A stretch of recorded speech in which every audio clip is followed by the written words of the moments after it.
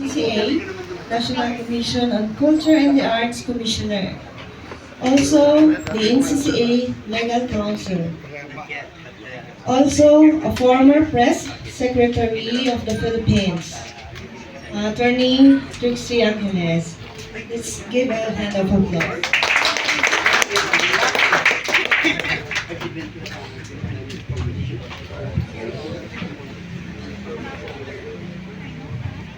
Normally, I do the lecture on copyright. Pero apparently, yung theme natin are all the laws that pertain to galleries and their artists. Well, what we can do is, kasi hindi naman tayo one semester nandito, we'll give you an overview of the legal matters that involve you, the artist, and the gallery. Bago yata. Old school tayo, whiteboard. So, what is your relationship with the gallery? Now, there are two kinds of relationships that are possible. Number one is the consignment contract, or the contract that the artist entrusts the gallery. So, the gallery sells for a commission. Ito yung pinaka-basic, di ba? The gallery sells for a commission the work of the artist. Pertinent to that, the gallery makes the promotions and so on. Also does some of the PR work for the artist. Kasi minsan, in this day and age, kasama na po yun. So, this involves a contractual relationship. So that is your first legal aspect. And this is possibly the most important, the contract between you and the gallery. So, but before we discuss that, other matters, copyright. What is copyright? This is the right for you to earn and to protect your own work. So copyright involves two matters. The economic right and the moral right. The economic right is the right to earn. The moral right is the right to be credited with your work and the integrity of your work. You will be subject to taxes because of your contractual relationship. These taxes could be income taxes, VAT, and documentary stamp taxes. Other possible matters pertaining to your contract with the gallery, labor. So it will depend on the nature of your contract. Sometimes during lawsuits, the gallery will assert that you are an employee, thinking mistakenly that the work of an employee is the work of the company. This is not true, as you will learn under the copyright law. Okay pa so far? Nasundan pa ako? And finally, libel. Okay, this is your overview. These are the things you have to deal with ordinarily as an artist. Your contractual arrangement with your gallery. Visual po yung mga artists dito. Do we have any other form of artistic expression here? Performance art. Meron? Wala dito. Sige, for now, we'll be discussing on visual arts. Meron pa dito film? Video film. Do you have multiple performers? So you have, iba yung director, iba yung filmmaker, iba yung ano. So lahat yan may copyright. Yung producer, iba pa yan. So, but for the main part, unless you ask questions, we will be talking about the visual arts. Okay? So, what is a contract? Okay pa tayo so far, ha? So, ang pinaka-importante na dapat natatandaan nyo are what? Actually, all of these importante siya. But hopefully, hindi lahat yan madadaanan ninyo. Now, what is a contract? A contract is a meeting of the minds. So, you have, what are the elements of a contract? The parties, the meeting of the minds, the cause, consideration. Normally, the contract that you are aware of is a contract of sale. Yun yung pinakamadali. Diba? You pay something, the cost is the thing that's being sold, the consideration is the money. The meeting of the minds means that the two of you agree. Hindi yung kinuha mo, tapos tumakbo ka na, tapos naghagis ka ng pera, wala naman palang intention na ibenta. So, the meeting of the minds is the intention to sell, and the intention to buy. The parties, of course, the buyer and the seller. Now, in a contract with the gallery, it's not a simple sale. So, kailangan, meron yung cost ninyo will be your work. The consideration is not just the money, so it's the 30, let's say, kunwari lang 30% commission plus the PR work. The reason the contract is your most important instrument is because here, in your contract, you need to lay out all the terms. Halimbawa, how long will your work be in the gallery? What work will the gallery do for you? So, consideration can be the obligations of the parties, and that means both of you. Ano yung obligation mo? Kailan mo i-deliver yung work? So that needs to be stated in your contract. The consideration, 30% of what? So 30% is an interesting number, okay lang yan, but always remember that 30% implies that it is 30% or a part of something. Ano yung something? Ano yung price that you are setting? What price have you agreed upon? This must be stated in your contract also. What is the PR work involved? Does this include yung paglabas ng pangalan ninyo in newspapers and so on? Or will the gallery be doing the PR work? Or will you be the one undertaking it? Or will a third party be undertaking it? Make sure that is clear. Now the time, ganong katagal hawak ng gallery yung work niyo? So you can enter into this agreement, but you also have to be clear. What if walang nabenta? You have a contract, so you also have to include what if walang nabenta. Do you pay the gallery for the cost of the exposition, the PR work, and so on? You must agree with that. Otherwise, there is no meeting of the minds. Okay? Therefore, no contract. But no contract doesn't mean wala kayong obligations. Bakit? Under the law, you cannot unjustly enrich yourself at the expense of anybody. So if the gallery does something, but you fail to put it into your contract that it is not clear kung babayaran yung work that had been done, make it clear or you will be sued for damages. Okay. Clear? Feel free to ask questions at any point. Mas madali kasi meron tayong Q&A, nakalimutan yun eh. I-discuss natin. Okay pa so far? Copyright na tayo? This is an overview because I prefer to answer your questions kasi it will depend on your experience kung ano yung magiging mahalaga natin babaklasin dito. Copyright, like I said, there's the economic right, which is the right to earn, and the moral right.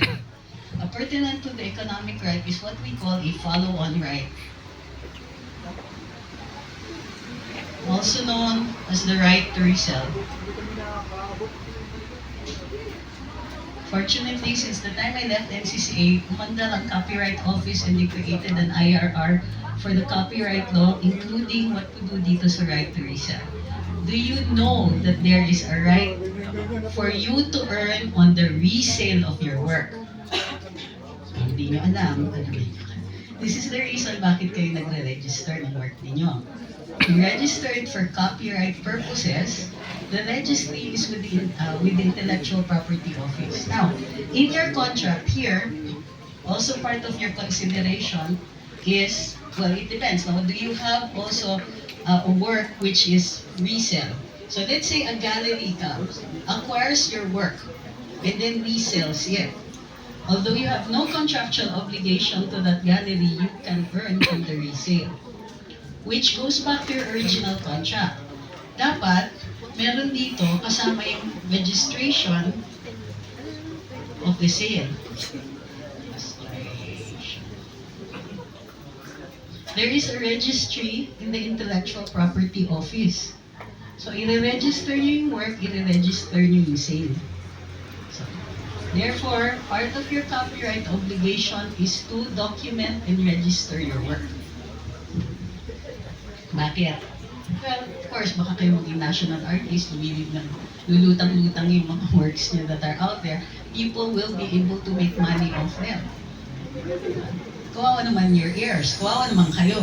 Because the reason for the resale right is because it recognizes, the law recognizes na when you're a new artist, posibleng you sell your work for a very low price to it. And then, pag sikat ka na, people are making money off your work, tapos hindi ka kasama. Hindi ka na, hindi ka yung mayaman of your work. Like, look at Freddie Aguilar. He sold Anak as part of the regular contract with the recording company. The price for his work, 200 pesos or something like that. So, Anak earned millions in royalties, hindi siya kasali. Kasi binenta niya yung copyright niya when he was still a starving artist. So now, it's possible to earn from the resale rights. Okay, but it will depend. Sa visual arts, madali. Bakit? Kasi it requires a market professional for you to earn. So, a market professional usually is your gallery.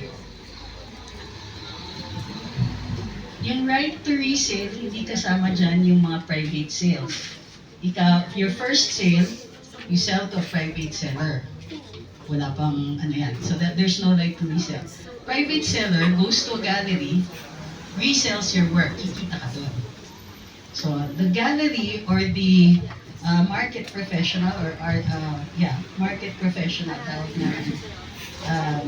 can be an auction house, a gallery, or any place na who's in the business of selling artwork.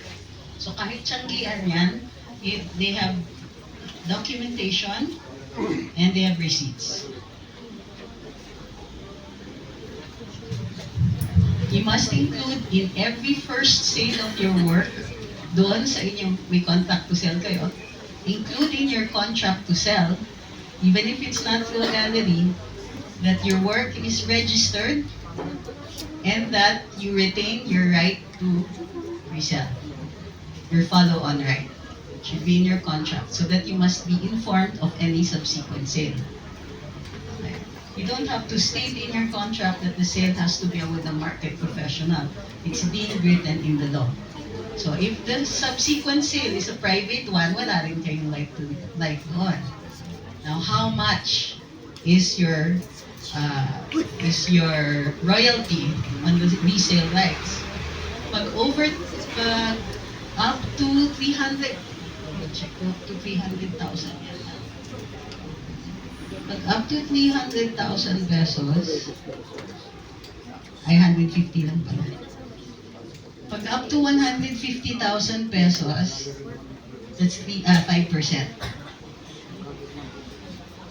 So up to 150,000. So 150,000 0.01 up to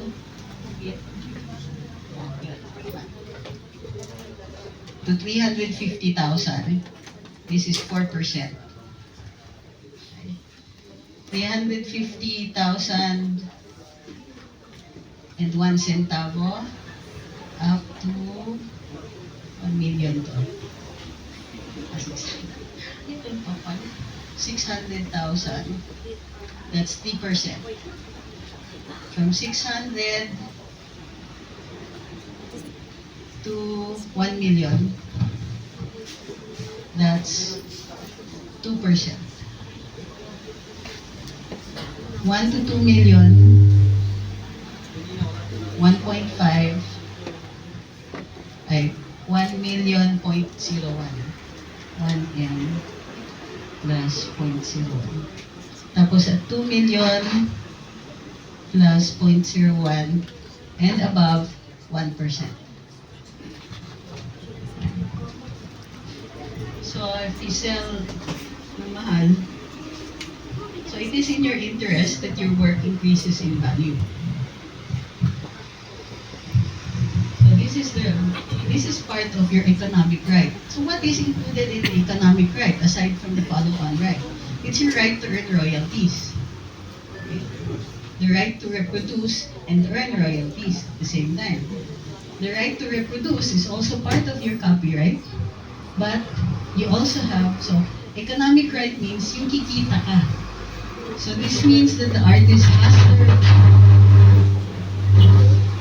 has the right to earn from his work. Okay. Ang pinakamadalas na tanong sa amin, ma'am, nakita ko yung work, ginawang backdrop ng ABS-CBN or something like that. Or some other studio, but that was asked sa akin. Some other TV program, or ginamit siya na ano. So, you have the right not just to earn from that, kung kumita yon, and to be credited with your work. Makita niyo yung work niyo. It is displayed somewhere else, but it carries another artist's name. You have the right to sue for that, either to, you wouldn't like to get it back kung binenta ninyo, but you have the right to replace the name. What if you see your work, binenta nyo, valid yung benta, merong nagdagdag? You can actually have that reversed or destroyed because you have the right to the integrity of your work. So, yung mga filmmakers, you have the right to the integrity of your work unless the producer reserves their rights to be able to intervene in the final output. Pwede yun. Now, we talked about Freddie Aguilar. That means that you can also sell your copyright or lease it. So, pwedeng temporarily, o you earn for 5 years from my work. So, kunwari, ano ba yun? Performance, usually sa performance ito or sa film. So, sa film, pahihiram, like Eddie Romero, in his will, bequeath to the NCCA the rights to earn from ganito kami noon. So, donation yan, and so as long as it makes money, the money goes to the NCCA. So, he transferred the economic right to the NCCA while he was alive and later on subsequently when he died. As an artist, you have the right also to sell that. Now, what is the requirement? For you to be able to secure your economic right, pag binenta nyo o ni-lease out ninyo yung copyright, it must be in writing. Okay? And it doesn't hurt to register the sale of your copyright. So, dun sa registry with the Intellectual Property Office. What happens if somebody uses your work, reproduces it in mugs, in posters, and all of that, without your permission? You can have mugs, posters, etc. destroyed kung ayaw ninyo yon. That's the part of your moral right, but you also have the right to ask for the sales, to earn from the sales. So it will only be the copyright. Kung kunwari, part of the selling price includes the price of the mug, out kayo sa mug, pero dun sa the rest of it, that's your copyright. So, which is why it is important when you set up shop, when you start off as a professional artist, you always document your work and register with the Intellectual Property Office. Now, the copyright exists from the moment of creation. Let's say nanakaw yung work sa'yo, hindi mo pa nare-rehisto. But you can prove because you have photos or videos of you painting your work, can you enforce the copyright on that? The answer is yes, because the copyright exists from the moment of creation. Your registration is only to establish your evidence. It's just easier to prove in court. Pero, if wala pang registration but you can prove it in another way, you will be able to enforce your copyright. Your copyright, if should be also contained in your contract with the gallery, if it is the gallery that will buy your work subsequently. Kasi there are some galleries na after they exhibit, they reserve the right to buy the works. Tapos magiging resale later on. So, include your copyright there. Register your resale. Put it part of your contract. You reserve your resale rights.